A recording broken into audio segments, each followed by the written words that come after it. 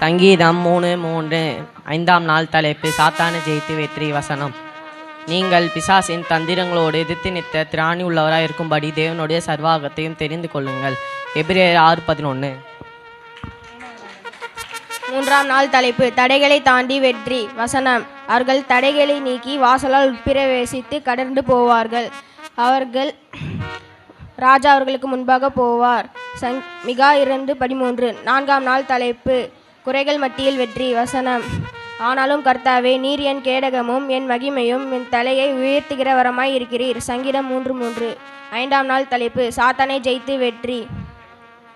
நீங்கள் பிசாசின் தந்திரங்களோடு எதிர்த்து நிற்க திராணியுள்ளவர்கள் ஆகும்படி தேவனுடைய சர்வாயுட வர்க்கத்தையும் தரித்து கொள்ளுங்கள். எபேசியர் 6:11. நாள் 1. படிப்பிலே வெற்றி. பொன்னை சம்பாதிப்பதிலும் ஞானத்தை சம்பாதிப்பது எவ்வளவு உத்தமம். வெள்ளியை சம்பாதிப்பதிலும் புத்தியை சம்பாதிப்பது எவ்வளவு மேன்மை. நீதிமொழிகள் 16:14. நாள் 2. தடைகளை தாண்டி வெற்றி. சேனைகளின் தேவனாகிய கர்த்தாவே, உம்மை போல் வல்லமை உள்ள கர்த்தர் யார்? உம்முடைய உம்மை சூழ்ந்திருக்கிறது. நாள் 3. குறைகள் மத்தியில் வெற்றி.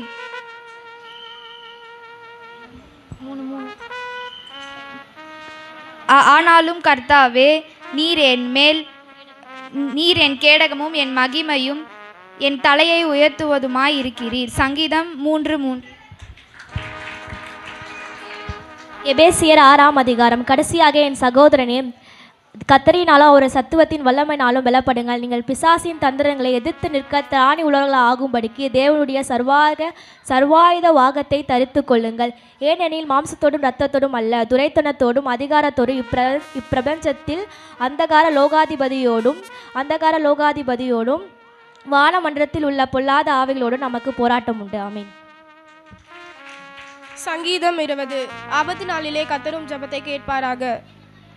யாக்கோபின் தேவனுடைய நாமம் உனக்கு உயர்ந்த அடைக்கலம் ஆவதாக. அவர் பரிசுத்த ஸ்தலத்திலிருந்து ஒத்தாசை அனுப்பி சீயோனிலிருந்து உம்மை ஆதரிப்பாராக.